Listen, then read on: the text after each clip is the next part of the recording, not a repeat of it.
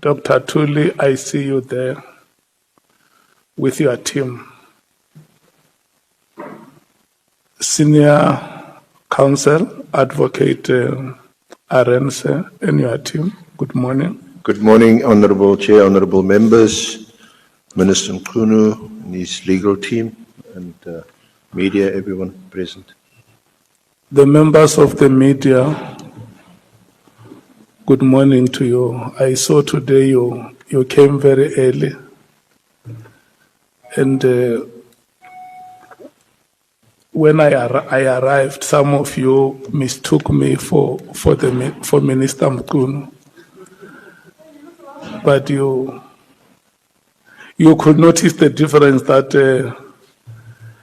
a taller figure came out of the car and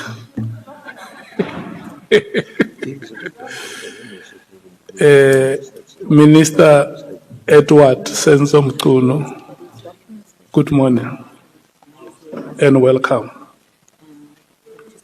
Thank you very much.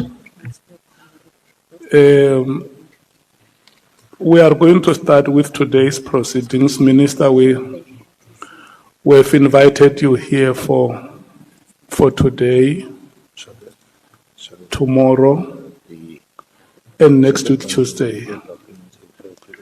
And in the event we may not finish on Tuesday, we will also use Wednesday. Senior Counsel, may I check if there is something you want to say before I administer oath on the witness?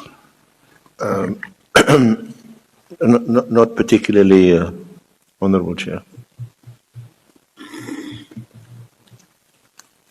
Can I check if there is anything honorable members want to say before I administer oath?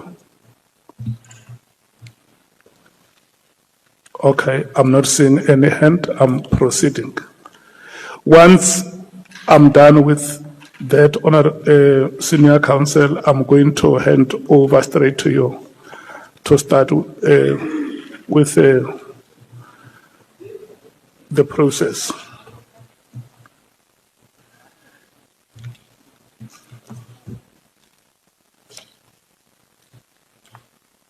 Before I administer oath, Minister, I would like to bring the following to your attention. It has become a ritual that we do with every witness appearing before us. There are a few paragraphs that I need to read so that you understand the purpose, why you are here, and what are the rights that you have.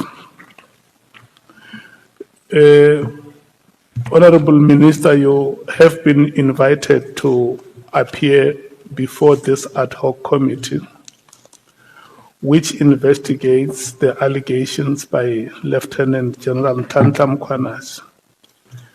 You have been invited to provide information in relation to the ad hoc committee's oversight. On a point of order, Chair.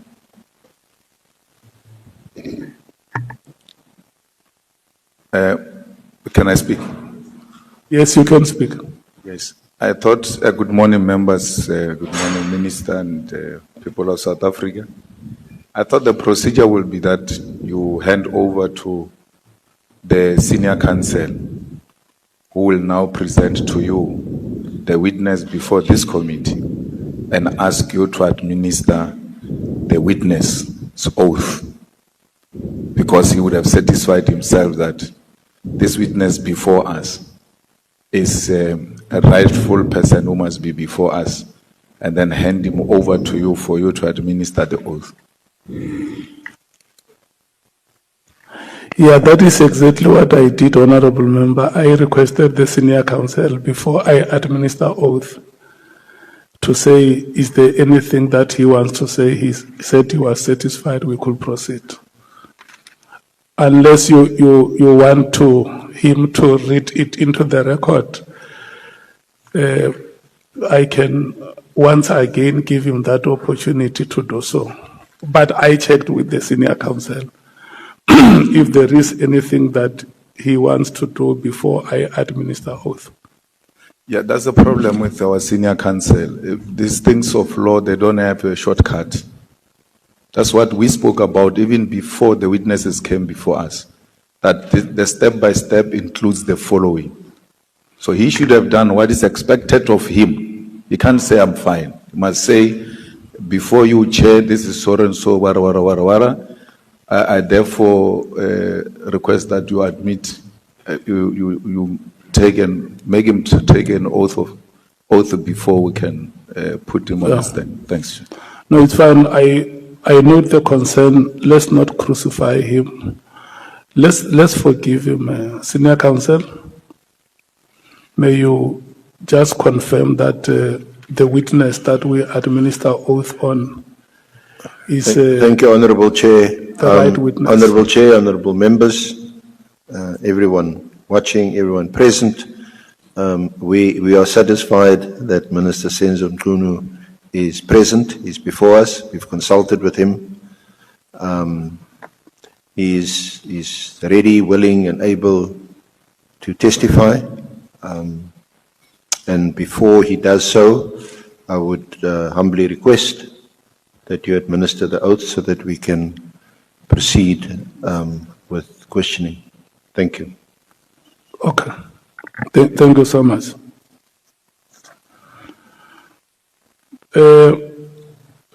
Let me start, Minister, because you may no longer remember some of the things that I have said. You have been invited here to appear before this ad hoc committee, which investigate allegations made by Lieutenant General Ntanta Mkhwanazi. You have been invited to provide information in relation to the ad hoc committee's oversight, to properly investigate the allegations made on that day of the 6th of July, 2025, which include, amongst others, the alleged unlawful disbandment of the political killings task team, otherwise known as the PKTT, alleged moratorium on the filling of vacancies within the South African Police Services, and alleged corrupt relationship between senior leadership within SAPS and members of the public, as well as political interference in the work of the SAPS. In extending this invitation, the ad hoc committee chairperson has indicated that you may provide such information to the committee if you so wish, under oath, in terms of the powers, privileges and immunities of Parliament and Provincial Legislatures Act. You have indicated that you wish to take the oath so as to be afforded the protections as provided in the Powers and Privileges Act. Please be informed that by law, you are required to answer fully and satisfactorily all the questions lawfully put to you, or to produce any document that you are required to produce in connection with the subject matter of the inquiry, notwithstanding the fact that the answer or the document could incriminate you or expose you to criminal or civil proceedings or damages. You are, however, protected in that evidence given under oath or affirmation before a House or committee may not be used against you in any court or place outside Parliament, except in criminal proceedings concerning a charge of perjury or a charge relating to the evidence or documents required in these proceedings.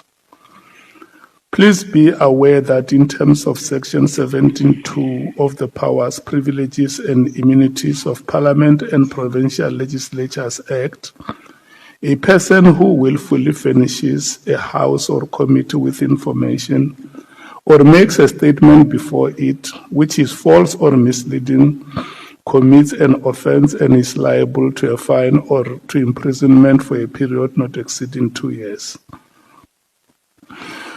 Minister, you are required to take an oath or affirm that the evidence you are about to give is truthful. you may choose to take the oath or affirmation. Which one do you elect? The oath, sir. Oath. If you elect to take oath, you will then state your names in full and say, I swear that the evidence I shall give shall be the truth, the whole truth, and nothing else but the truth, and so help me God. My name is Senzo Mchunu. I swear that all the evidence that I will give is the truth, the whole truth, and all the truth, so help me God. Thank you so much.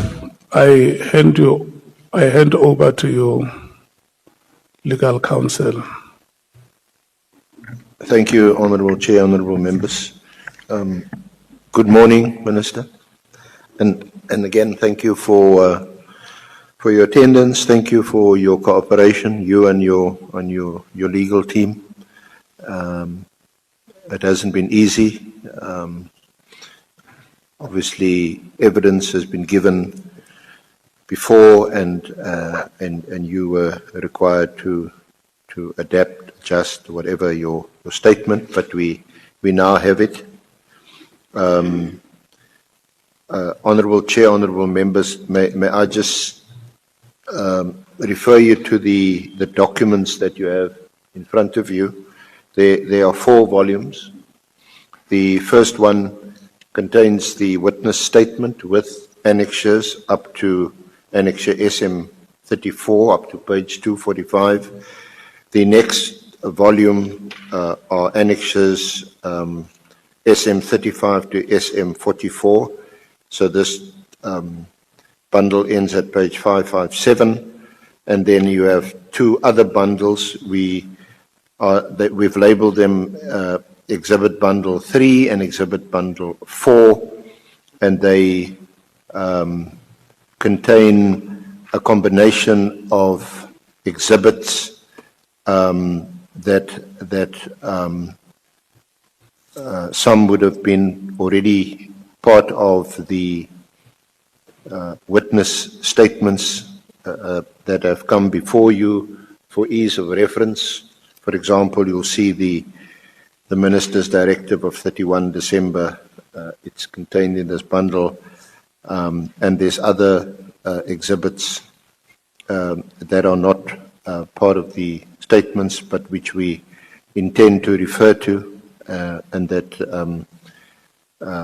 on the basis of fairness have been made available to Minister Mkhwnazi and his lawyers also to look at, to comment, and I will ask him about it, and so he's not caught by surprise. Minister, perhaps if we can just start off on a personal note, if you can turn to your statement.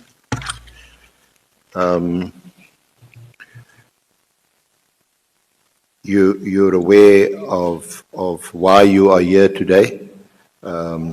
They relate to the media statements made by Lieutenant General Mkhwanazi on the 6th of July, and subsequent to that, the National Assembly appointed this ad hoc committee in terms of reference, which you will see summarized on pages 2 through to 5. So if we could go to page 6 of your statement. And these are all personal particulars about when you were born, your school background, your tertiary education, qualifications, and then at paragraph 11, you entered into full-time politics. There's a typo there, I take it. It doesn't apply to you. It says, I entered dull-time politics in 1991. It's full-time politics, isn't it? And you became involved, and you also have the distinction of having been appointed, elected as Premier of the KwaZulu-Natal province until May 2016, when you were removed, I think you used the word fired. You were elected into the National Assembly, paragraph 13, after the 2019 general election, sorry. Your first appointment as Minister was of Public Service Administration on the 30th of May 2019, and then on the 5th of August 2019, you were appointed as Minister of Water and Sanitation. And then after the 2024 elections, after the formation of the Government of National Unity, you were appointed on the 30th of June by the President as Minister of Police. Just before we proceed, Minister, is there anything you would like to add, comment on that's not in the statement, or maybe just comment on any of these issues of a personal political nature? Not really. So you're happy that all this is accurately recorded? Okay. Yes.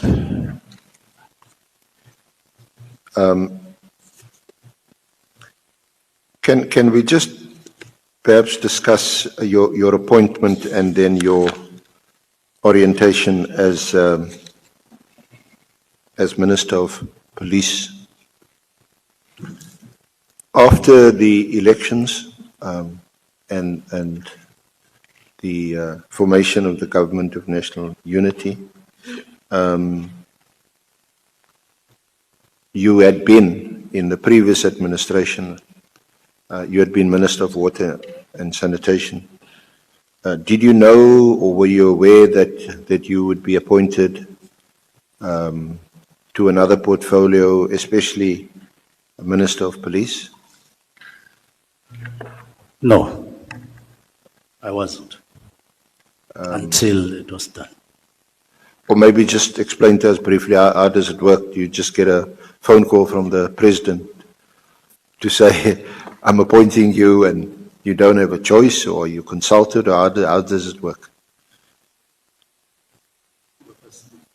Firstly, I didn't even know in 2019 in the first place that I would be appointed as Minister of Public Service. And then it went on. I didn't know that I would be moved to water in Department of Water to Department of Water and Sanitation. I didn't know that I would be moved until the announcement was made on 5 August. And then I didn't also know that I would be appointed as Minister at all, and that I would be appointed as Minister of Police. How it happened is that I got a call that I should report somewhere, Mahlamanlu, if not Makhato, on a particular evening, and I went there, and then I was informed. Okay. What was your reaction when you got the call from the President or from the President's office that you would be appointed as Minister of Police? Well, I imagine, I imagine that at that time,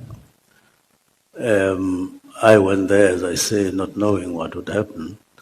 And when it happened, I welcomed that, accepted that, and I didn't have a lot to think at that time about, because we were busy with this and that, up until I got time to start thinking about what it means and how I would go about playing my role as Minister of Police.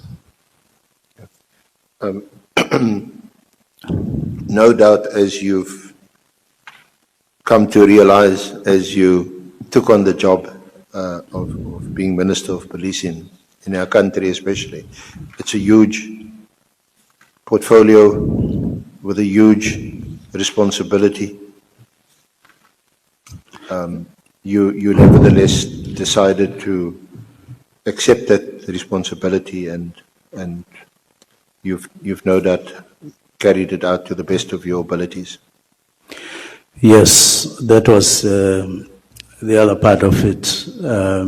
In other words, I stopped thinking about, yes, I've been appointed, given an opportunity, that nice part, and started reasoning about this position and how I would go about and who I'll talk to and all of that to get to know and understand more about it. And indeed, I reasoned at some point that it's a huge responsibility, especially in a country infested with crime like South Africa at the moment. From that, even at that time, that you somehow would stand between life and death of each human being in your country, each and every citizen in the country, young and old, alive and sick, and all of that. You take a very, very, very huge responsibility, and it runs to you personally, not just in terms of it being a job, but personally. That's how I thought about it, and that's how far I went in thinking about what I'd been thrust into. Can we accept that you certainly had not discussed your impending appointment as Minister of Police with the President or anyone else in a position of influence or authority? No, the President of the Republic is the only one that appoints and instructs that you'll be called. But the first word comes from him, and as it did, it came from him that I'm being appointed as Minister of Police, no one else. So I didn't know any. I mean, this is your third appointment as a minister in our government, and all three are important. The Minister of Public Administration, we've got a huge administration, public service, of course, and water and sanitation, and now the police portfolio. Mm-hmm. So you're certainly familiar with the workings of government and the workings of state, how the state works, how it operates, and so on. Yes, I do, especially because prior to that, I'd had an opportunity of being appointed as MEC for Education, that is member of the Executive Council in KZN as far back as 2009 after general elections, and I served there for 4 years. But I went on to get an opportunity appointed as Premier of the province. All of that exposed me before the positions that you've just spoken about. And I may as well add that when I got to the Department of Education, KZN, shortly afterwards, there was some kind of upheaval when one of the unions, SATU, made allegations against top management of the department that I'd just been appointed into. And I had to then deal with that matter, new as I was at that time, in the portfolio. We started by just listening and sort of ignoring what they were saying, but when they showed seriousness about their allegations, I then had to respond. And we investigated the allegations and went through the whole process, and went on to become premier as well. And at some point, I got confronted with a challenge when one of the HOTs, or we were filling up a post in one of the departments there, and when we were on the verge of appointing, then one of the unions, in this instance, NEHAU, made allegations against the individual, and I had to think, what is it that I needed to do? I ended up appointing a panel to investigate those allegations before making final appointment, and then that was followed by a dispute between the individual and myself as premier, which ended up in the Constitutional Court, and I won it. So that's the experience that I got prior to being given an opportunity as minister in the Republic. So you were vindicated in that court case in terms of the way you handled that particular dispute? Yes. Okay. During that, you then also had the distinction of being appointed as Premier of KwaZulu-Natal province, and I take it that during that period you had the opportunity of interacting at the very least with the Provincial Commissioner of Police at the time, and perhaps during that period you had also met other senior members of the police. Yes, definitely. Not for the first time, though.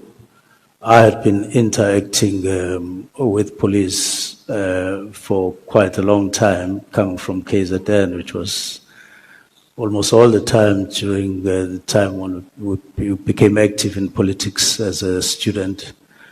We were interacting with police even as a student leader after that, and or in the course of time. And when I got to political positions in my political party, the ANC, I got to interact a lot with police because of the dynamics in that province at that time for a long time.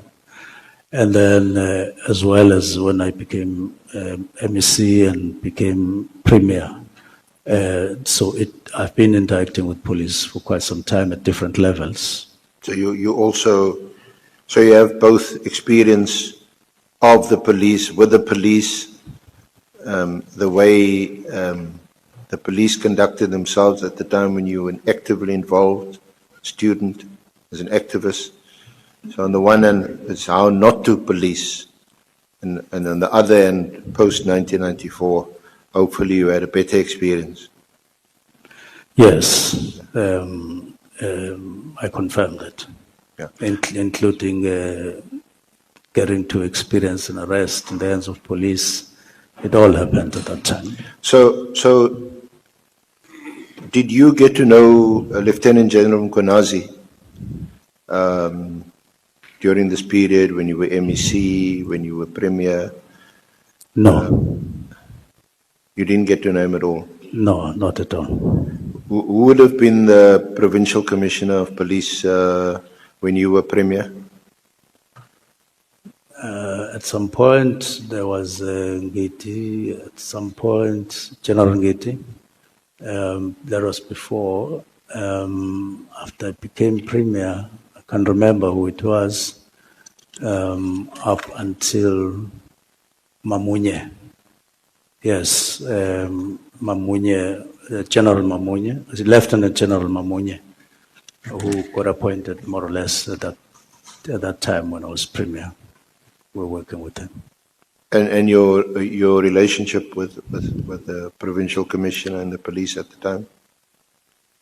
I would take it that from my side, the relationship was very good. I would take a phone, call her. I would report things when there were things to be reported. We would meet as well. So the relationship was good from my point of view.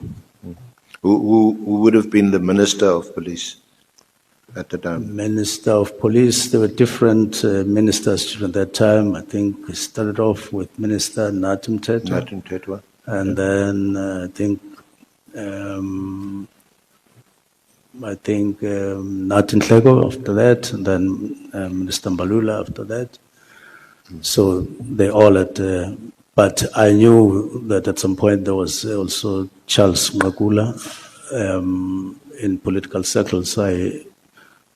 Before I got to government, I did interact with him on various matters in the province. Okay. Now, once you were appointed as Minister of Police in the Government of National Unity after June 2024, you would no doubt have oriented yourself with, what your portfolio is all about, and so on. No doubt, that's one of the first things that you would do, isn't it? Yes. So do you want to just discuss that? You deal with it in your affidavit at paragraphs 16 to 18. You can either read it, or if you want to refresh your memory, or if you want to speak from memory, you can tell us what your orientation was like. Yes, I did after being sworn in, sought to have a meeting with the leadership of police in the country, just for orientation, starting off with meet and greet, look at each other in the face and get to know each other very well, as it happened in the office there. That was the start of the relationship, a working relationship with top officials in the police management.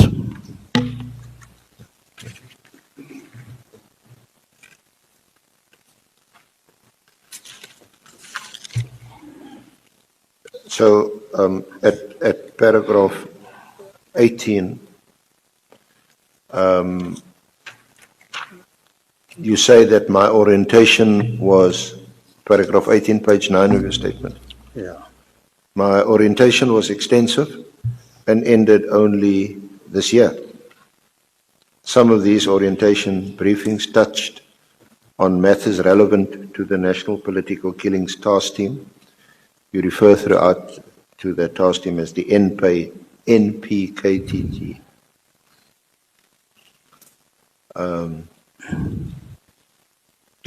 In one of the discussions we had around November 2024, I recall the National Commissioner clarifying to all present, that's to you and the Deputy Ministers, that the NPKTT was not a formal unit but a task team.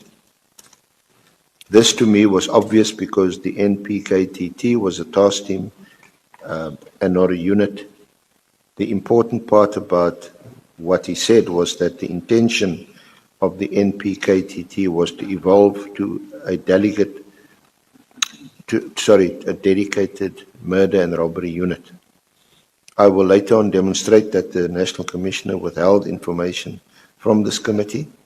He was aware of a work study that were undertaken and signed by General Satoli, the former National Commissioner, in June 2019. The work study disbanded the NPKTT and resuscitated all the specialized units, including the murder and robbery unit. This occurred before I came into the position.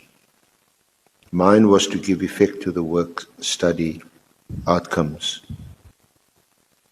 So you confirm, having said this, do you want to elaborate, to expand before I ask you a few questions about this?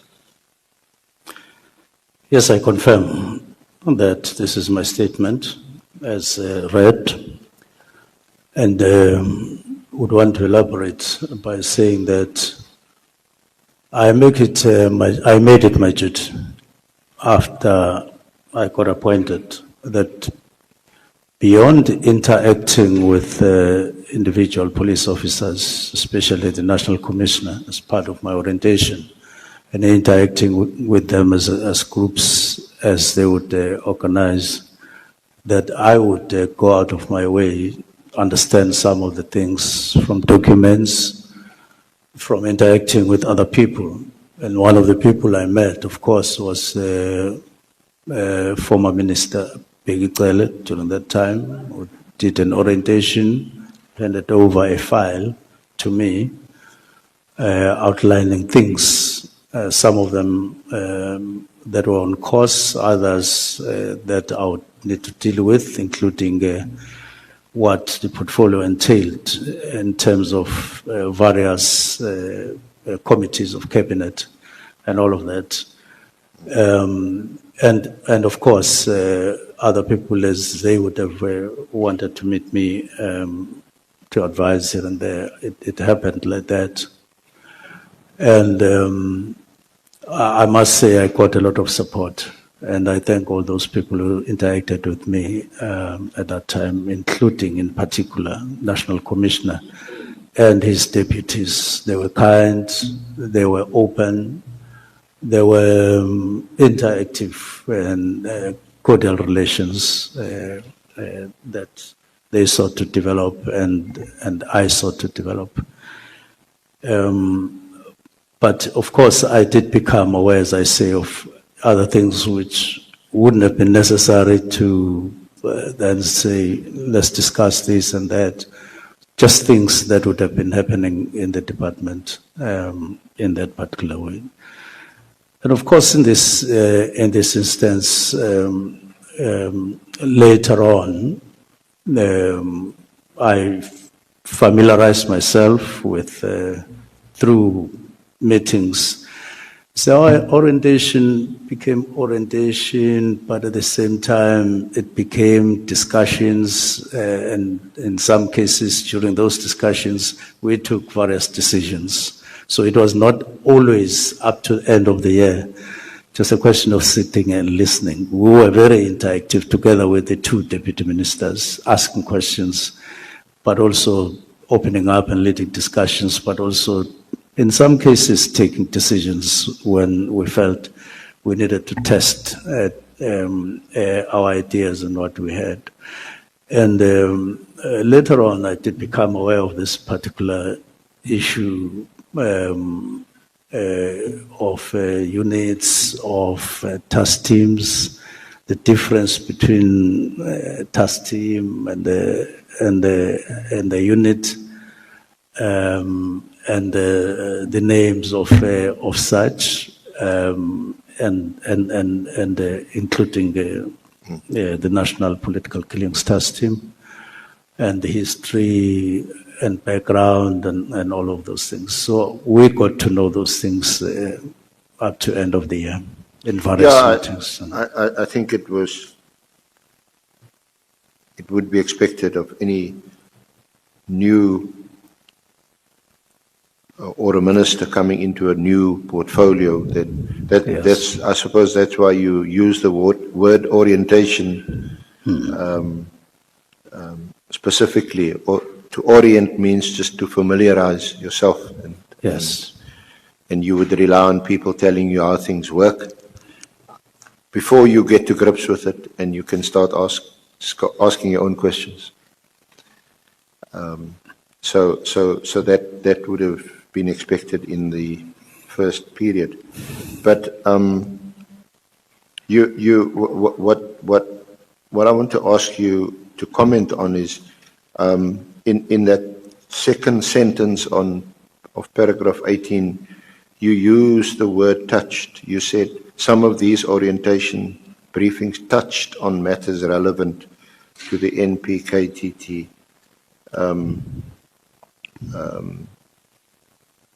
That seems to indicate that it was very superficial. There wasn't any sort of deep, meaningful discussions or consultations on this particular aspect that you mentioned. You just touched on it. It was just, it almost seems to indicate it was just on the surface. Your comment? Not really. As it started, we were quite superficial, like what are the branches in the, or if I call that, or in terms of police, what are the divisions, for instance, what are the units, who had what, just superficial. But then we would have another round, much more intense, and then we started discussing separate things like support services alone. We started discussing crime intelligence alone. We started discussing other matters alone, like Vispol and so on. So it went on and on as we moved on with the year up until this year. So we would have started in a superficial way, but as we went on with our work, we got to discuss things much more intense. And in this instance, we would go on to discuss, for instance, somewhere in November, the National Political Killing Stars team, like we would discuss other teams or other units much more than we had at the beginning, beyond just mention. That's why in those meetings we were then able to have opinions of our own as ministry to say, look, this is how we think or believe we should move forward with these particular teams, including the National Political Killing Stars team. Okay. We're going to get to November 2024, and Honourable Chair and Honourable Members, also to link this to the evidence given by General Sabia, where he had mentioned that this had been discussed in November 2024. You will recall that he was challenged on that because it hadn't been mentioned previously, and that General Masemola, the National Commissioner, said that there was no discussions about the PKTT at all prior to the Minister's directive on the 31st. We had since inquired about this and asked for minutes of meetings, and I am going to refer the Minister in due course to the bundle, no, not there yet, to volume 4, which is exhibit bundle 4, and you'll see there was a meeting on the 1st of November, and it's at pages 163 to 177. But we'll deal with it in a bit more detail shortly. That's the meeting, Minister, sorry, that you're referring to? That's one of the meetings. Yeah, there were 3 meetings in November. We asked for the minutes of those meetings. The only ministers which we actually received from the National Commissioner's office were the minutes of the 1st of November. Yes. So I don't know whether you can access the minutes of these other meetings. Not yet. It would be helpful if you could. Yes, not yet, but we know. We held a meeting again on the 22nd. Yeah. Quite a larger meeting, and we had a discussion on this. I made statements in that meeting, which are in the minutes of the first. But I know I made statements also in the other meeting. The National Commissioner made statements in both meetings as well. So just before we get there, before your appointment at the end of June of 2024 or shortly after, did you have any knowledge of the existence of the task team? When I talk about task team, I'm talking about the NPKTT. Yeah. Well, I did, in a way, in the sense that I would have served in cabinet from 2019, and there would be reports in cabinet with the relevant or from the relevant minister, and there would be other discussions, related discussions. But as minister, I'm above average about issues affecting government, because we do meet as cabinet from time to time, where you listen to other colleagues making reports or doing reports in various platforms inside and outside cabinet. So you get to be aware of what's happening in that department, even if it's not necessarily a department that you are heading. And in that way, I was, in a way, knowledgeable in that sense about the existence of some units, even though I couldn't name all of them at that time, as it were. But you would have been aware of a political killings task team, in fact, when you were Premier? Yes. Or shortly afterwards, you gave evidence at the Morani Commission? Yes, I was aware. And one of the recommendations from that Commission of Inquiry was that such a team be established. I was aware even before I became Premier in 2013 of what police were doing with violence and aspects of violence in the province of KwaZulu-Natal. I know, for instance, that there was a task team that was established in the province in 2014. I know there was another one that was established in 2016. And I know that there was then this one. By the time this one was appointed in 2018, I was at that time working at full-time at Luthuli House, headquarters of the ANC, but I was aware that I was aware of those developments. That was before I got appointed as minister in 2019 in the first place. Because the president made an announcement in the National Assembly, I think it was in May 2018, here in this National Assembly, that the situation warranted a special task team to investigate these political murders in the province of KwaZulu-Natal, and they must investigate and bring the perpetrators to justice. Yes. I don't know if you were present when that announcement was made here in the National Assembly, or you became aware of it.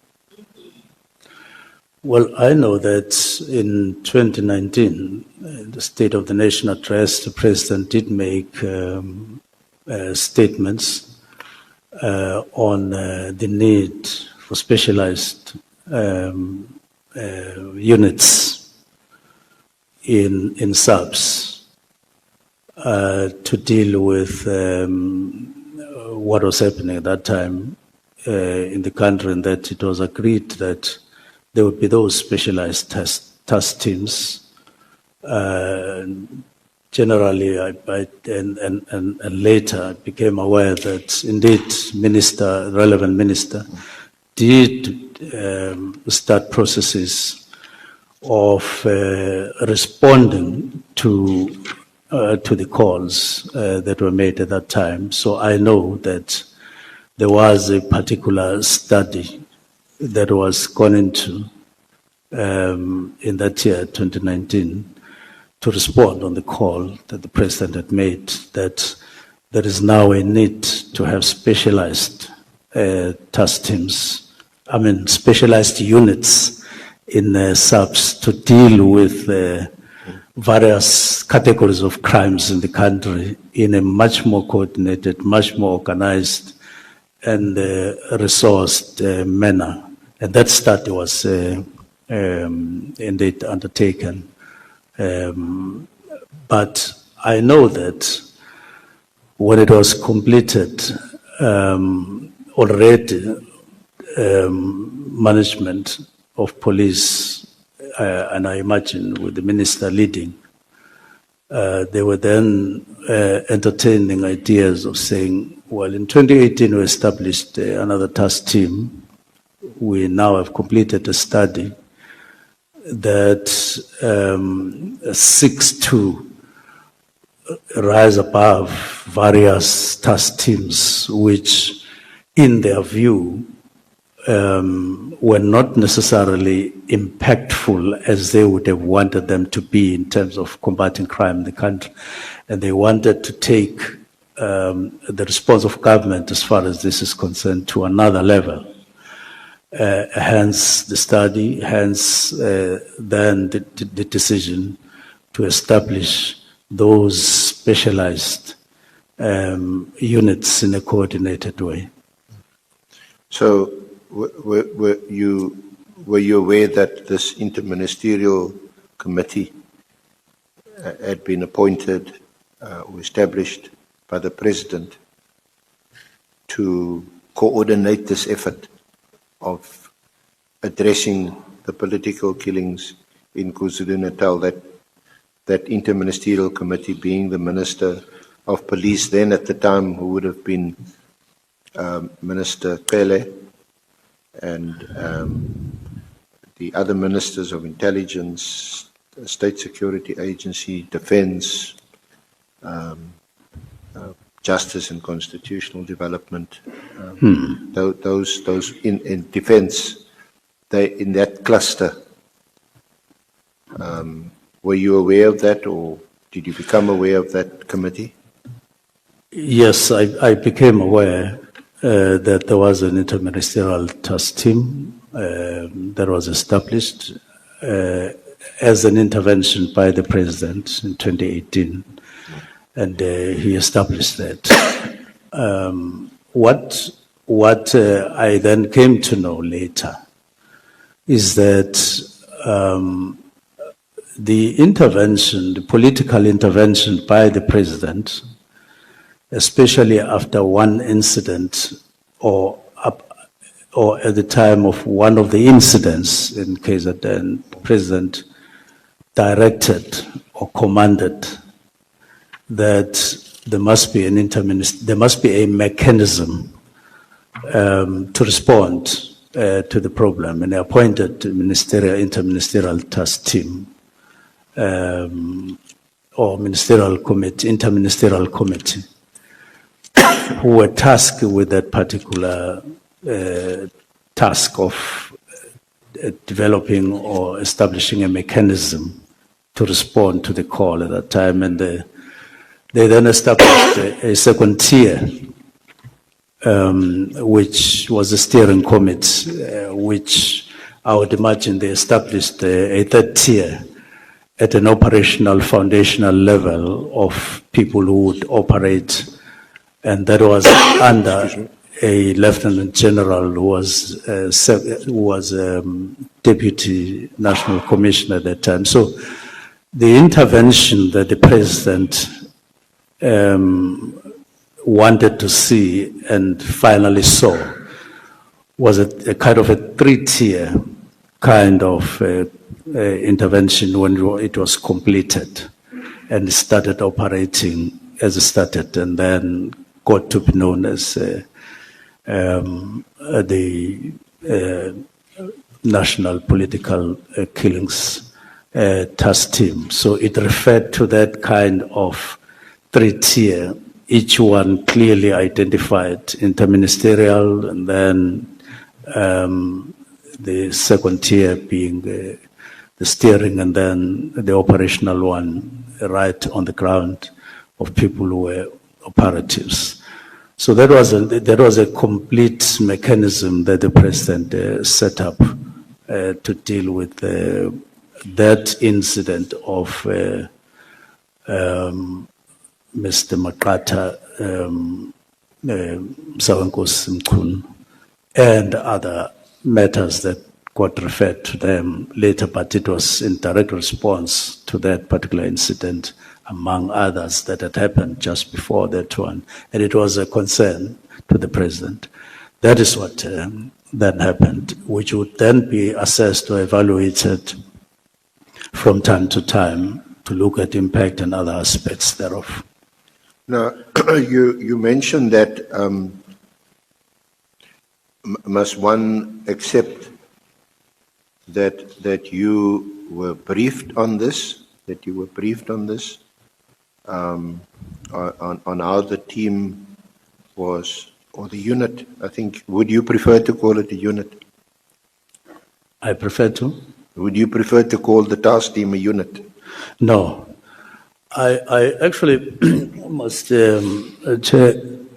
express a worry that when Major General Van Rooyen was called, I think, to the Madlanga Commission, and she was asked a specific question, is there a difference between a unit and a team, task team? She, to the best of my collection, said there's no difference. I got very worried because throughout the orientation and so on, up to when I was given leave, there's always been a clear distinction between a task team and the unit. And as a practice in subs, the units become part of the organogram. And that includes that unit that was Cattleman task team. I can't remember the exact term that they used. But that one was a unit, meaning it was part of the organogram. But this one, the political task team, has never been part of the organogram, including when we dealt with the organogram under my leadership after I got appointed, because under my leadership, what we did is we took the strategic plan and the annual plan, we started that, and we came together to say, what is the meaning of this in relation to this, the organizational structure, the current one of subs? And we reviewed that. We went to a thorough process of reviewing the organizational structure with a view to aligning it with the strategic plan of the department, following the imperatives of the 6th or 7th administration with its 3 priorities. We had a thorough discussion. When would that have been? I may have dates here when we had, there would be various dates, but all I know is that in May this year, there's been a signing off of the new organogram that we started discussing last year. And it took months before we could complete it and make it ready to go to negotiations. But it has been signed off this year. And so that kind of process that we went to. So can I just help us understand, Minister? So what appears on an organogram is the word unit. No words like task teams are on the organogram. There isn't. And if a unit is called a task team, then what is the status of this task team if it doesn't appear on the organogram? Is it an unofficial unit? Is it a rogue unit? How would you describe such a unit? Yes.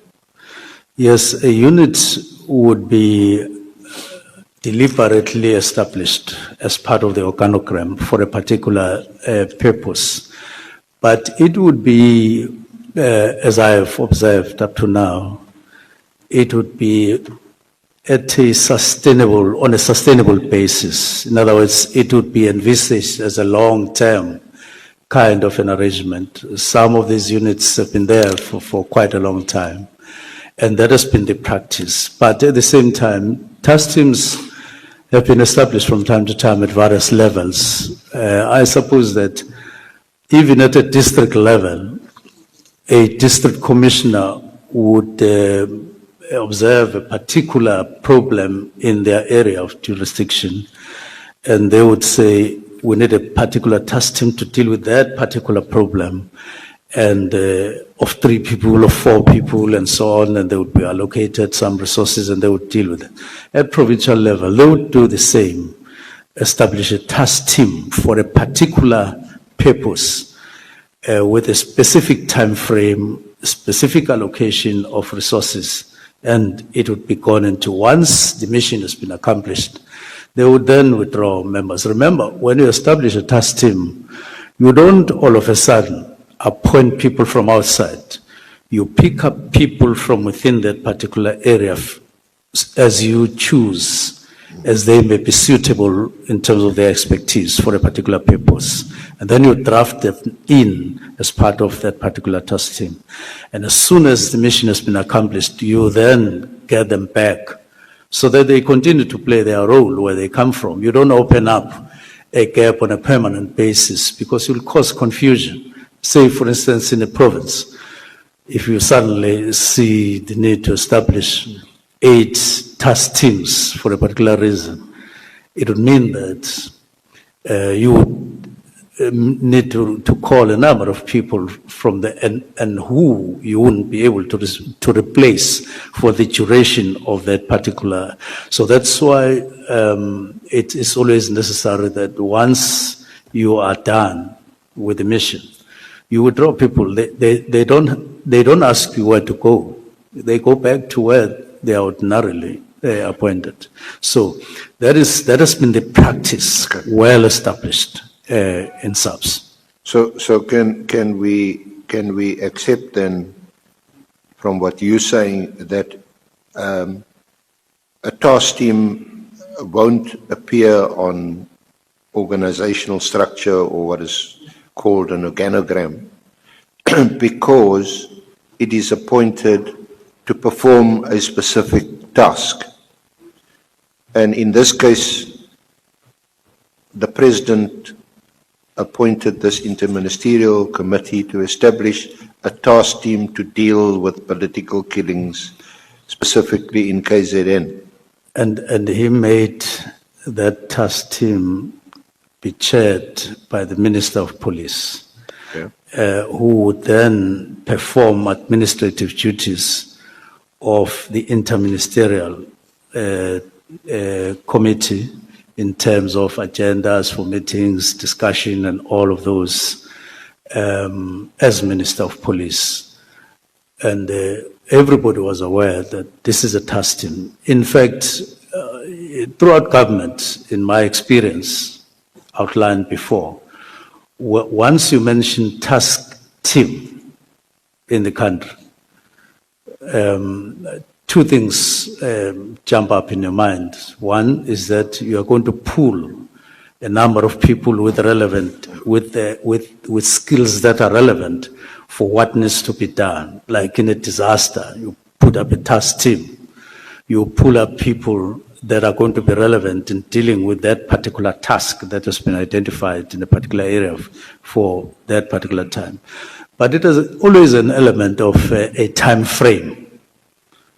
You don't establish a task team but on a permanent basis. If you do, it's rare. It would be peculiar, but ordinarily, a task team has a date of starting, date of ending, pool resources, you pull people back to where they belong. So this particular task team was established as such, as a task team. And this task would be evaluated from time to time and assessed whether it would still be needed as time went on, as it happened. Okay. That's the practice of So on what you are saying, Minister, So once this task, this job, same thing. You've got a job to do. Yes, yes. You've got a job to do, and once your job is completed, thank you very much. The job is completed, and we don't need you anymore. So in this case, who would have determined or decided that the task has been performed and the team can now be disbanded? Let me just make one example to respond to you. On the 2014 to 16 task team that was in KZN, it wasn't established by the president. It wasn't. It was internal to SAPS, and the minister would have started that one, possibly using his powers in terms of Section 207, 2, where his tasks are identified clearly. So he establishes that and picks up people from this and that unit, from that police station and so on. When it was time, when this one of 2018 got established, the way this one of 2014 to 16 was yes, 2016 to 18, the way it was disestablished, when the discussions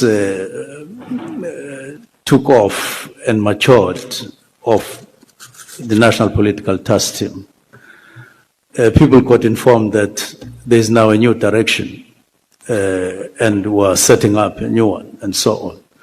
So there wouldn't have been a formal disbandment beyond telling people that we no longer have this one, we have this one. But as per whatever the minister would have directed, in this instance, the president intervened, and I call it political intervention, because before the president established the interministerial task team and directed them in a particular way, there was no such. There was no such. And then the interministerial task team gets to discuss and put together ideas. What form is it going to take? What is it going to do, and so on? And they put in all the ideas as they did. Still, ministers. And the chair is a minister. And it goes on with the work. What happened in the new administration, the 7th administration, there's no interministerial task team in this regard. There isn't. Now, Minister of Police can't establish an interministerial task team. It can only be the president and cabinet.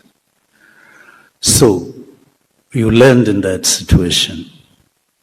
Okay, you start working, you continue working. And then at a particular time, considering a number of factors, which I will go into if you give me time, then you take a particular decision. So before we come to a particular decision or the decision that you took, the evidence is not dissimilar or different to what you are narrating, that there was a task team in KZN 2016, 2017, 2018, established in wake of Morani, but matters had worsened. The situation.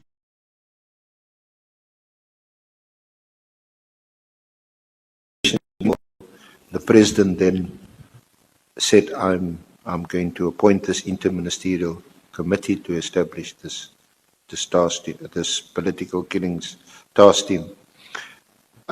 So up until that point, there was a task team looking into political killings, but very much localized, made up of officers from KZN province.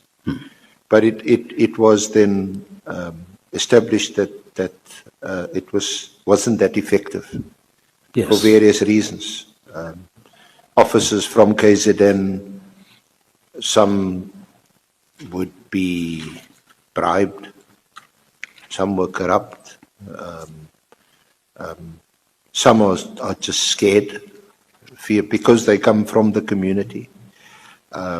So it was established that this task team was ineffective, and then it was decided that they'll bring in officers from other parts of the country also to form this task team.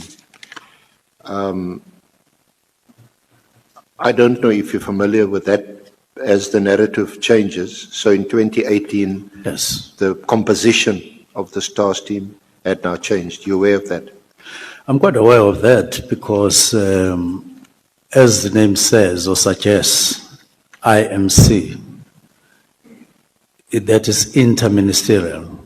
They get brought together to work together and establish a mechanism in the way they did, as per their discussions, a mechanism, and it was two-tiered.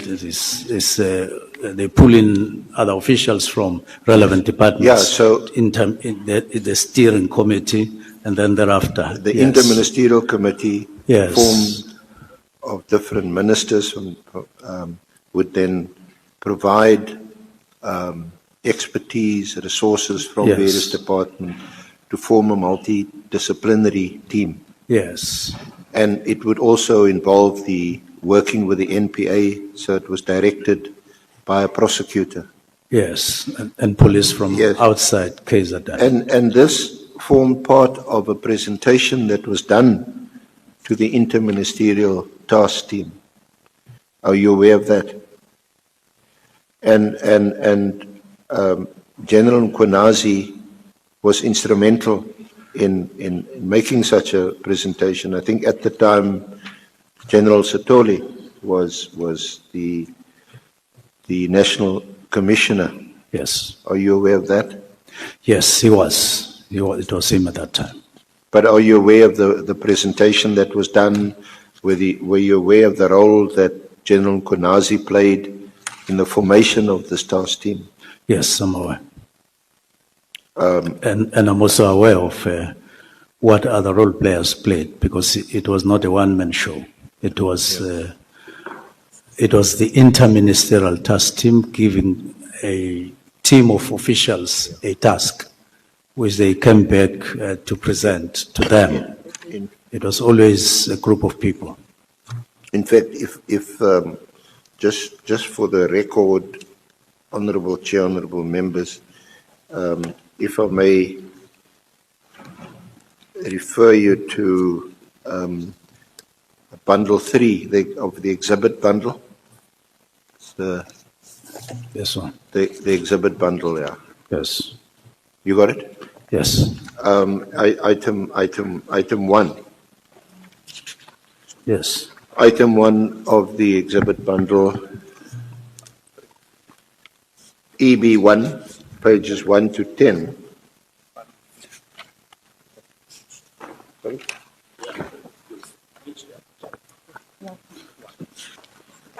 So what page specifically? And you'll see from page, you've got it, the Minister? Exhibit bundle 3. That one. Yes. Okay. You'll see at page 1, this is an information note. And the heading is Implementation Plan.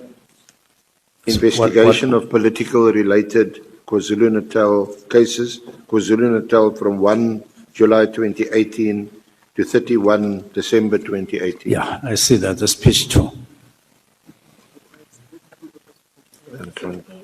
It is, That's page 2 above.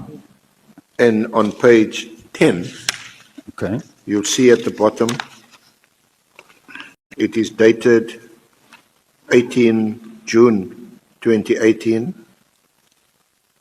Yes, I see that. and you'll see this plan was approved by then National Commissioner Sitole, Yes, I see that. and that looks like his signature, or is his signature. And you'll see that this note was compiled by Brigadier Kumalo. Yes, above. That's right at the bottom. And it's verified by Lieutenant General N.S. Mkhwanazi. Yes, I see that. So they played quite a prominent role in that, and the information note.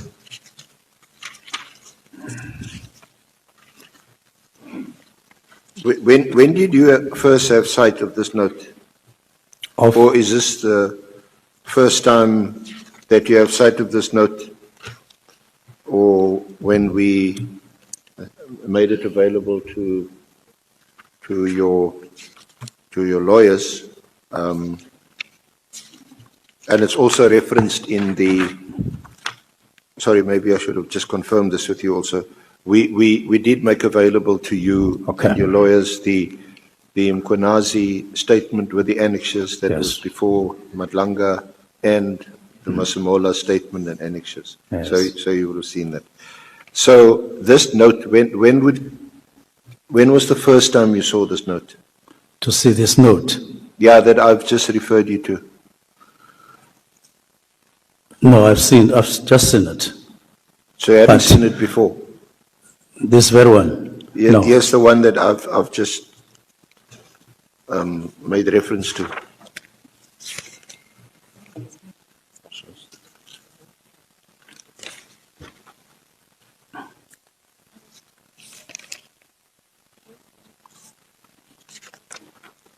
The one that was approved by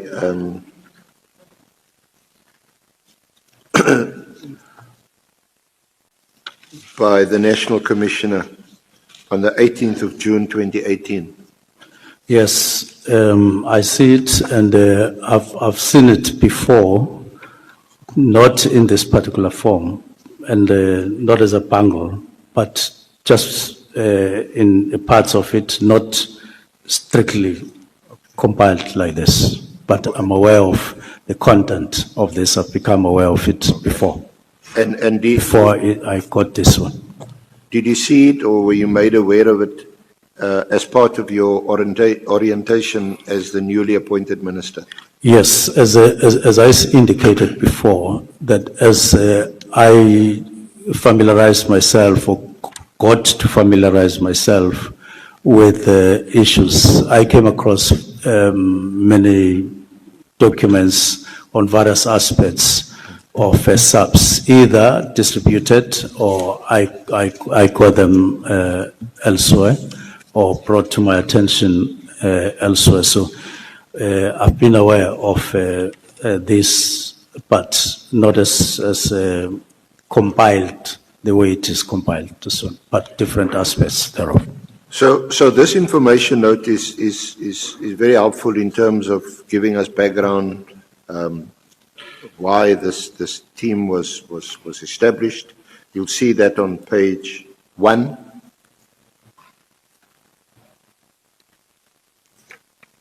Yes. And you'll see in the first paragraph under background that it was established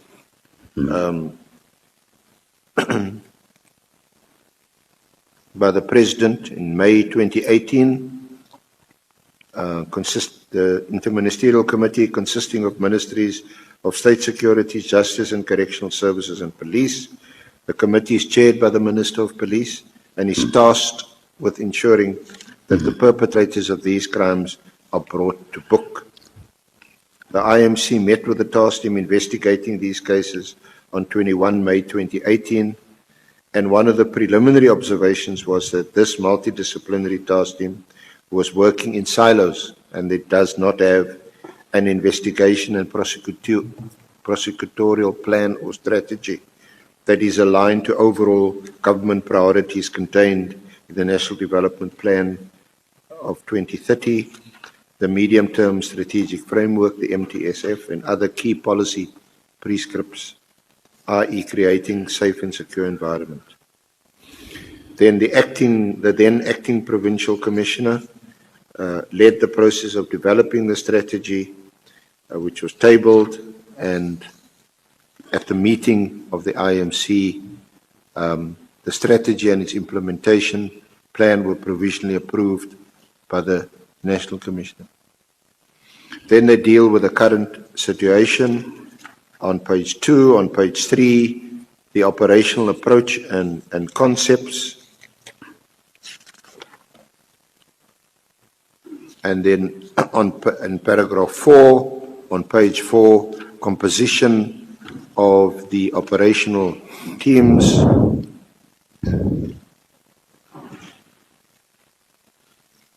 You'll see there it's quite senior, brigadiers and colonels. They're all senior positions, Minister. The cost at paragraph 5.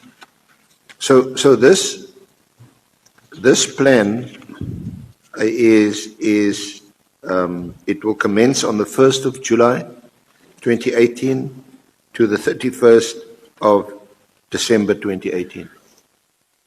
So that certainly appears to accord with your understanding. If this is a task team that's appointed for a limited period, and this was in terms of this particular plan, and the cost of deployment of 139 personnel over 6 months is estimated at just under 50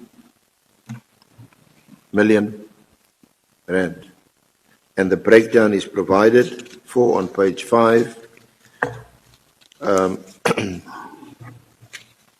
Then under monitoring and evaluation on page 7, this is spelling out how they will work. And then at the bottom, or towards the bottom of page 7, you see that, Minister? Yes. Under recommendations, the implementation plan for the strategy to investigate and prosecute perpetrators of political related cases to be approved, the project to be approved and funded from the national budget on the estimated total amount of 49,138,808 rand to be managed at Provincial Office KwaZulu-Natal. And it's signed off by Lieutenant General, Acting Provincial Commissioner, KwaZulu-Natal, N.S. Mkhwnazi. You see that on the 18th of June.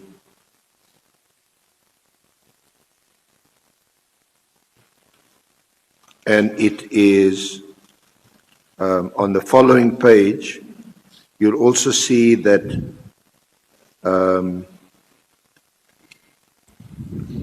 it's signed off also by then Deputy National Commissioner of Policing at the time, S.F. Masemola, who's the current National Commissioner, on the 18th of June. And he makes the following comment: cost center, costing different to other national ops, understood that the provincial, ops vehicle budget, something. But anyway, he doesn't disapprove. He supports the recommendation. It's also supported by one of the other deputy national commissioners of crime detection at the time. That's Lieutenant General Shumane, T-S-U-M-A-N-E. It is also approved by the then national head of the Hawks, Directorate for Priority Crime Investigation, Lieutenant General Labia, on the 18th of June, and also by one of the other Deputy National Commissioners, Asset and Legal Management, F.N. Vuma, Lieutenant General on the 18th of June, and then finally signed off on the 18th of June by the then National Commissioner, General Sitoli. So my first question was, when did you first see this note? And I think your answer was, you must correct me if I'm wrong, was now when I've read it to you. But you somehow heard it in different forms or formats during this time when you were oriented as minister. Yes, I'm saying I did come across this information before. But you didn't see it in this particular format. This note that you've seen in front of you now. Yeah, I'm saying I have come across this information before, but not necessarily compiled like this, but I've come across this particular note before. So,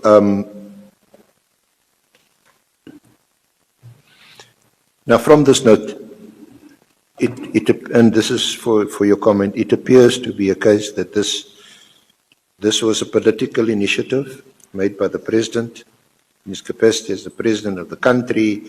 He's addressing or trying to address an issue of grave concern to him and to all of us, that these political killings in KZN is unacceptable, is out of control, and needs to be addressed. And he forms this interministerial task team.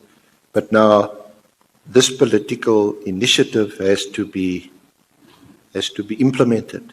So Yes. it's given some meat. And what happens is that there's a presentation by Lieutenant General Mkhwnazi, and it's spearheaded. The project leader is Khumalo, and they make a presentation which is approved, and it must now be implemented and it must be operationalized, if you don't mind that language. And it's budgeted for from the national budget. And it's approved by the head of legal and asset at the, so the task team is put into full operation. Now, who has the control and management of the task team? Is it the interministerial committee, or is it the national commissioner? Because this task team is now going to report to Mkhwanazi and Khumalo, and ultimately the national commissioner. What is your understanding? Now, the first understanding that I've had or developed throughout as I familiarized myself with this is that this is what the President envisaged when he made the decision to intervene in the situation in KZN, establish a mechanism, but he himself establishes an interministerial task team. Go and work, go and do, but this is what I want to see, so that we combat the problem. Then they go and have a discussion, and they give themselves tasks. And the key things is to establish structures. They establish a structure, two structures below them, managerial, the other one much more operational on the ground, and they do that. So it is multi-tier as it happened. So when you ask me who composed, it's all the people that were seen to be relevant, starting with ministers, relevant ministers, and then the next tier, relevant people and departments, and the province. Hence, you see General Mkhwanazi signing all of that, because it's in KwaZulu-Natal. He's provincial commissioner. He lays the platform. He avails the platform where this mechanism will operate, and he needs to support. He needs to be active, and you would see that when you run the other units on illegal mining, for instance, when it happens in the Northwest, you go there, the central person there would be the provincial commissioner, even though there are people above him, as is happening, because it's under this poll and so on. So you go there, all of you, but the person who provide the platforms, the provincial commissioner, and is involved.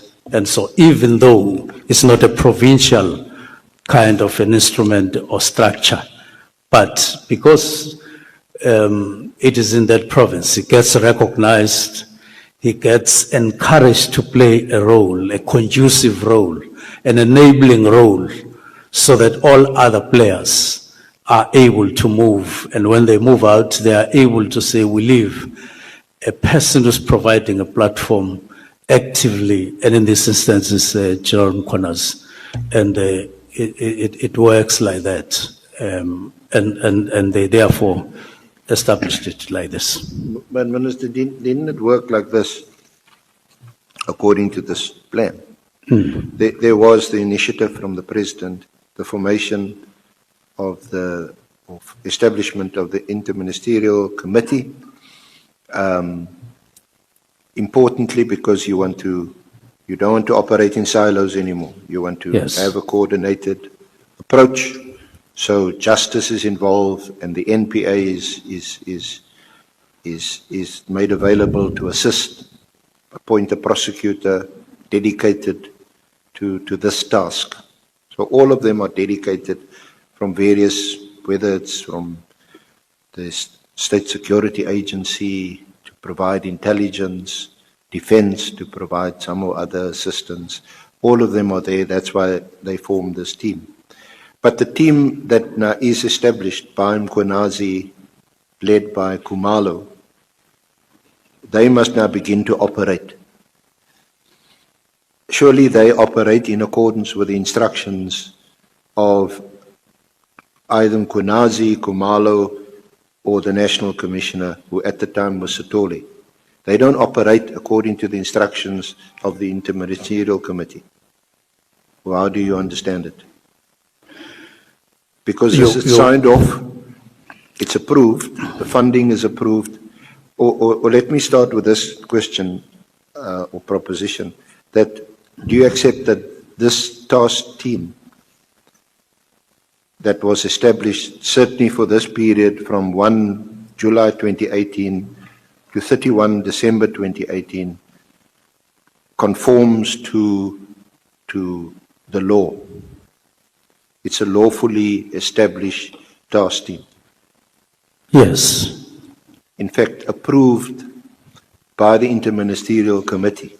Yes. Of which the police, Minister of Police is and functioning under their direction. Yeah. Let us understand that, because that seems to be your case, isn't it? We're going to get there when we debate the directive. Here we have a plan that's been set out, how it's going to be monitored and evaluated and implemented. But on the ground and how they operate, those instructions are given, as I mentioned, according to this plan by Mkhwanazi or Khumalo or by the National Commissioner. Surely not by any of the ministers. Do you accept that? No, look, Chair, when the President intervenes, as he did at that time, he thereafter, once he had directed, as part of his directive, the group of ministers to develop a mechanism, there's no way you can divorce him and say he can now go to London and have a holiday. That was not the case. He had expectations that things would roll out the way he had envisaged. So he becomes and stays part of it, but not operational. But that is his intervention. Then he leaves the interministerial task team. Then they work. Now he's not part of them. He's not minister. He's not with them. He is sitting in his office doing other things. They come and bring reports, but they are working there. Now, you're not going to say they are separate from his command to a point where he has nothing to do with that. Now, what do the interministerial do? They discuss how do we roll out the mechanism as instructed by the president.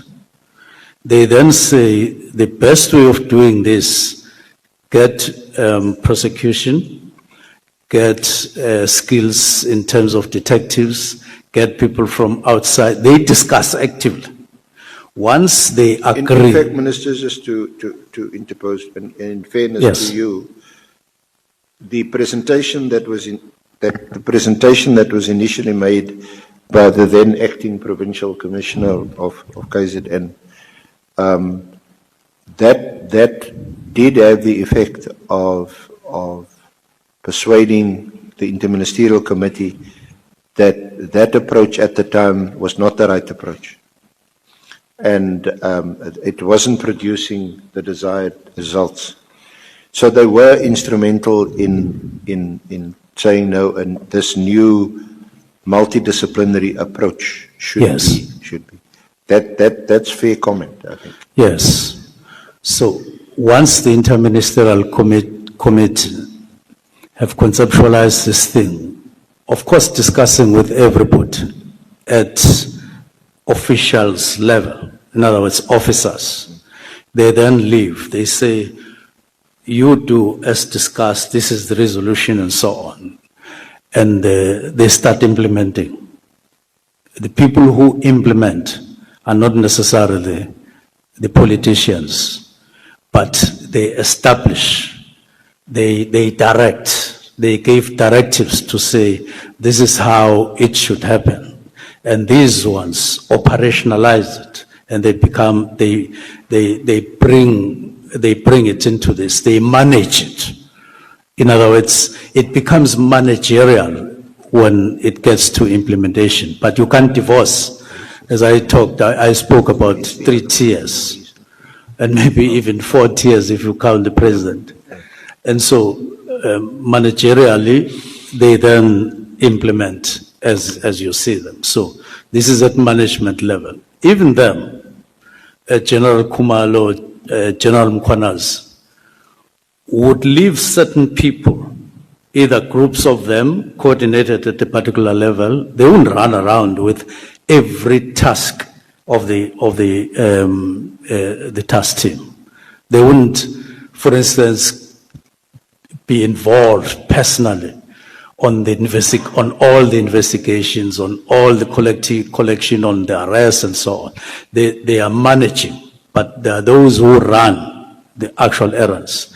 That is another tier of people. So now, that's my understanding. Now, what did happen, and this is the uncontested evidence that thus far, is that this task team, its life was extended, because the one that I read to you, this terminated on the 31st of December 2018. But we know it continued to operate. We know that from former Minister Cele, who's coming to testify here. We know that from the National Commissioner, Masimola, who at the time was a Deputy National Commissioner. We know that from Lieutenant General Mkhwnazi. So it was extended from time to time. And in that period from 2018 up until now, up until November, December 2023, the task team reported to the Interministerial Committee. I think it was twice a year. They had briefings and then the Minister of Police, who's the sort of chairperson of this interministerial committee, would have media briefings to say this is what the task team is doing. These are so many cases that have been resolved, and so on. And an example of this you'll find. It's also in bundle 3. What pages are they? 20.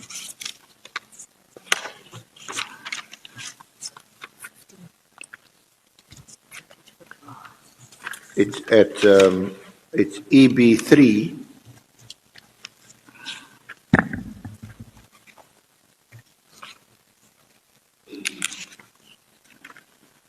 EB3, starting at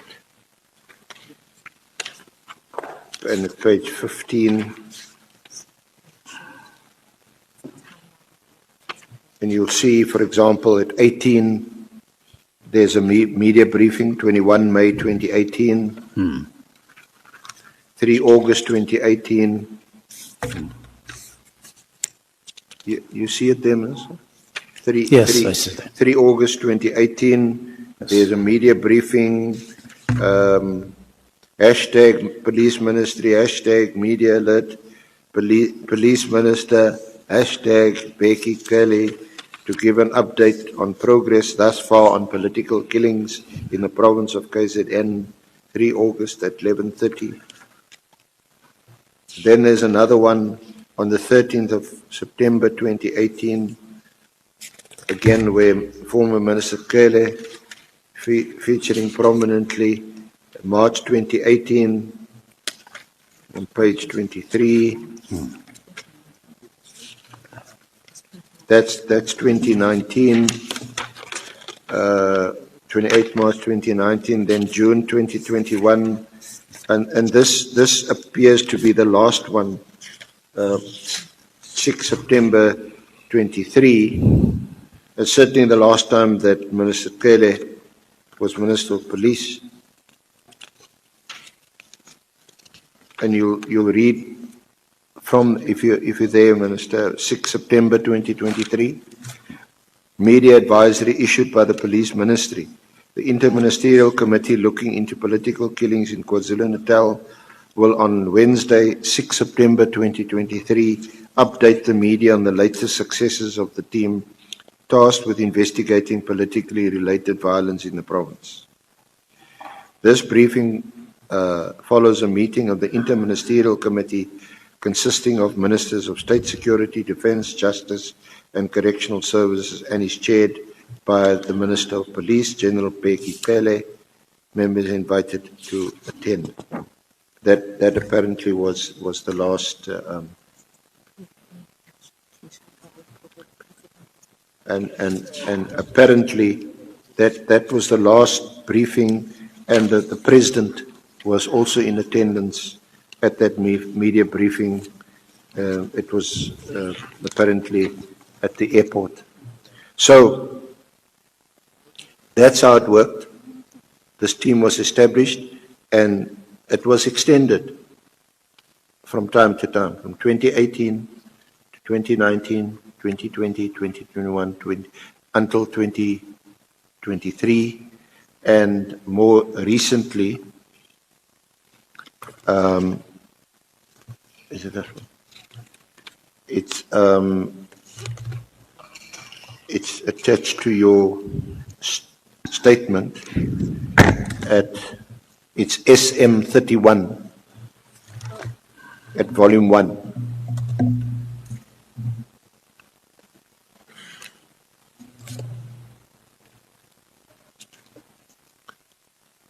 SM31 at page 235. This is an information note. It's a request for financial authority for 2024-2025. National Task Team investigating politically related cases in KwaZulu-Natal, and it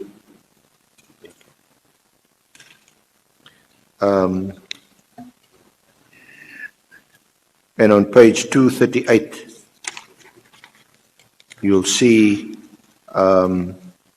it's approved. Request for financial authority is approved for 20 million rand. And there's a note by the National Commissioner, provisional whilst the finalization of allocation for, what is that word? For is processed. Task team, something beyond elections, so long as there is work to be done, cannot be localized. Anyway, so it is an approval. We know until I think 26 March or 31 March 2025.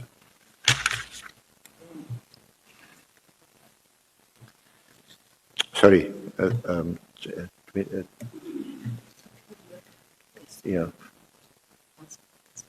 So that request was approved by the National Commissioner, and you'll see there's comments at page 237 by the Lieutenant General, Divisional Commissioner, Financial Management and Administration, Lieutenant General Dampani, on the 12th of April, 24.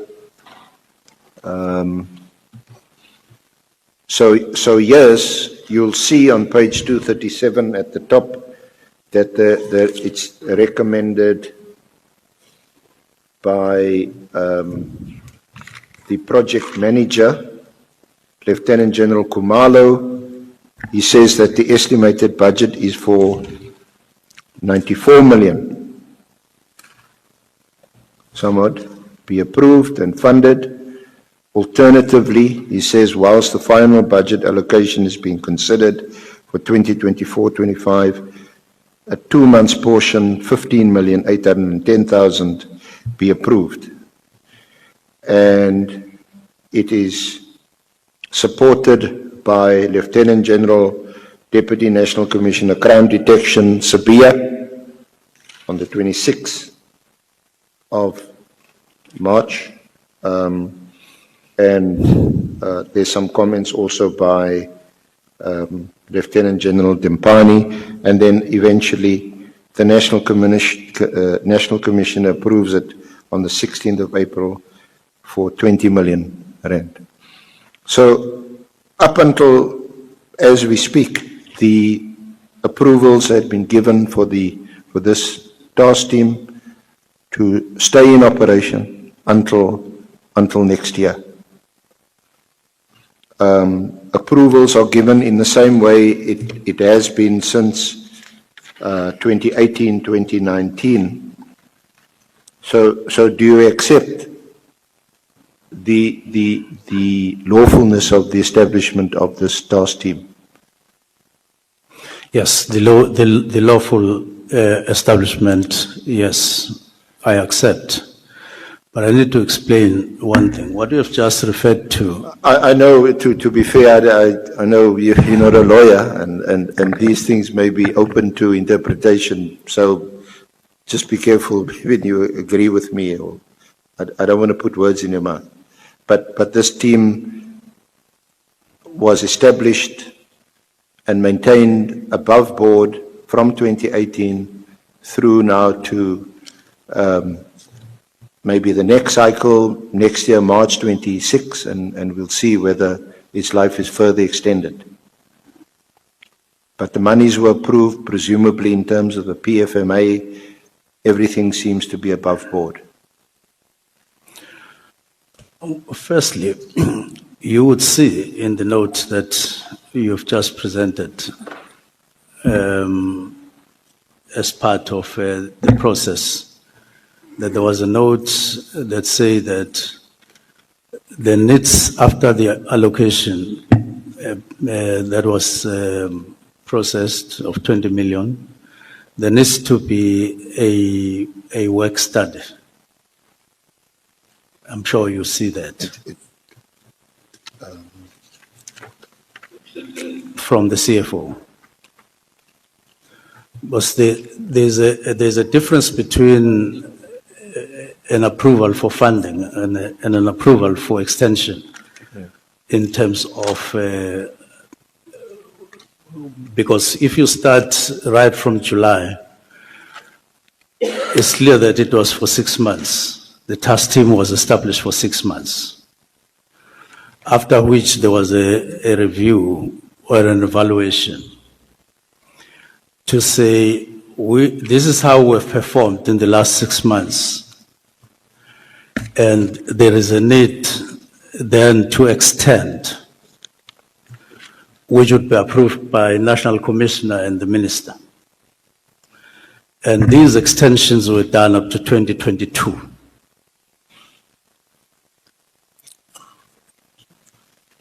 That is the second part, the second aspect. So the approvals for funding are one thing. The approval for the extension and further existence is a different matter. That is my determination, or that's what I've come to understand.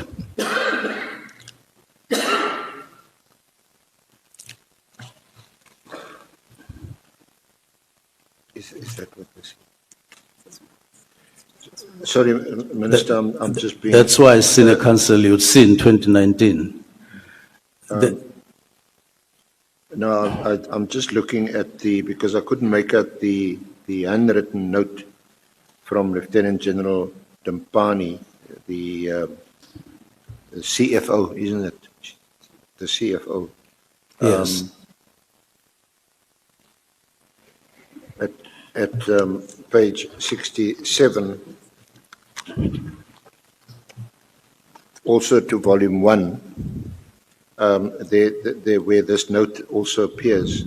Yes.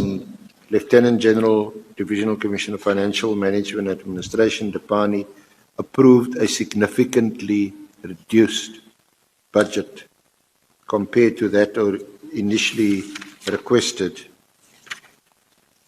for the financial year, and in so doing stated the following: considering the 11% reduction on the operational budget of the organization, the following are recommended: an amount of 20 million to be approved for the 2024-25 financial year. Post-elections, the task team be deactivated as it has been in existence for the last 5 years.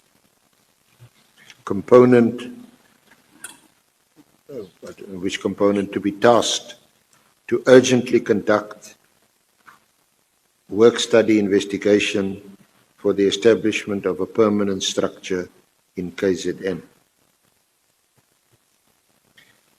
But it appears that recommendation by Lieutenant General Dempani was never accepted by the National Commissioner. Because the National Commissioner, as you see from page 238, then approves funding for 20 million. That is one matter, but I am arguing before the ad hoc committee that there was an extension. There were extensions 6 months after the establishment, 12 months after the establishment, and it continued up to 2022, with the National Commissioner approving, with the Minister approving, up to 2022, signing, and getting presentations in terms of assessing the further need for the task team. When you see the CFO saying I will not approve 94 million. There's a problem. And then recommends disestablishment and a work study. That is what would have met the prescripts of the PFMA. That you go for a work study beyond a particular period. You go for a work study, you produce results, you make a presentation, and then so that you approve the budget. It's not budget for approval without a proper assessment of the need presented, among others, to the minister, so that you continue in the form that it had been intended to. But I know what happened, how the gap got brought in. When General Stoller left in 2022, which was the last time that the approval of 2022, or the approval that I'm talking about, came, which had been the practice before, there was no proper handover between the then National Commissioner and the new National Commissioner, which is General Masimolo. There was a gap. I know that the gap was caused by the fact that when General Stoller left, he was then required to hand over to the minister because the general was not there, had not been appointed. And General Stoller had an objection saying that he has to hand over to another national commissioner, can't hand over to the minister.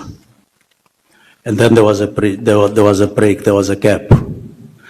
After that, what has been happening is the approval of finances, not, in other words, approval for funding, which is different from further approval for the existence of the political killings task team as per its objective, where you sit and assess the need as per the original objective.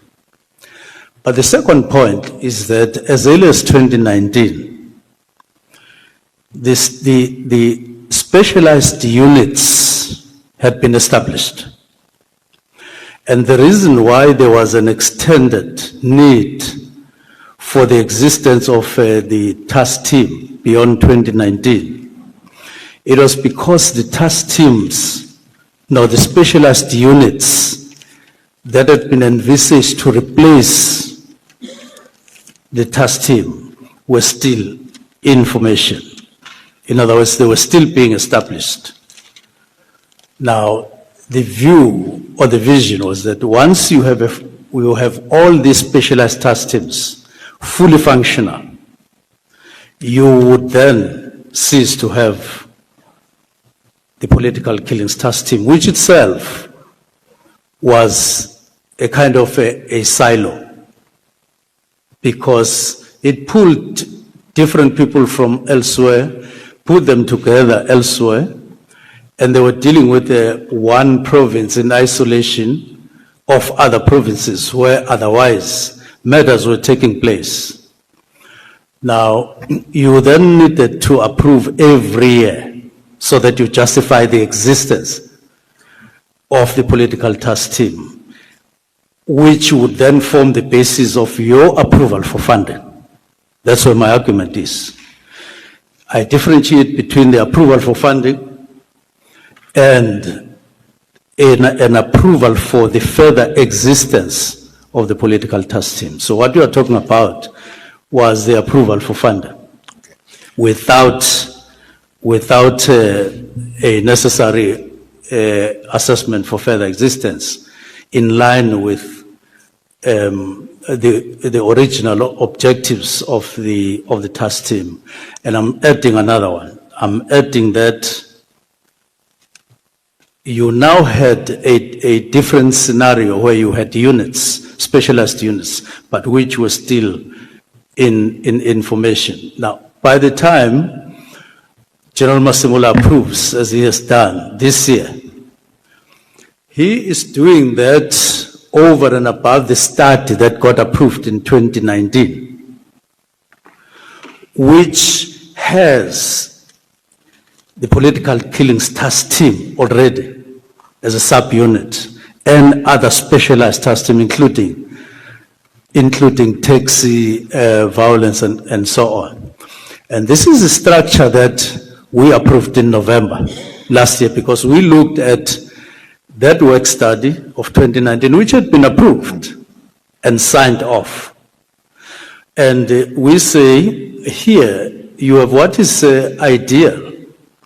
Now, remember, by the time we approve the structure, we have the imperatives of the 7th administration, which among others say, you need to make people of South Africa, all of them, feel safe. Not some people, somewhere.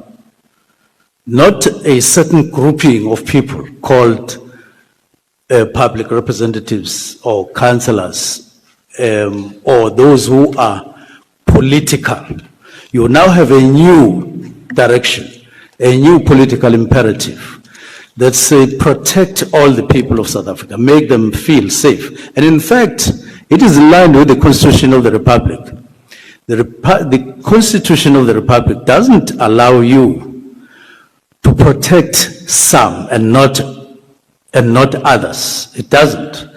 So when we looked at that, that is when I wrote the directive.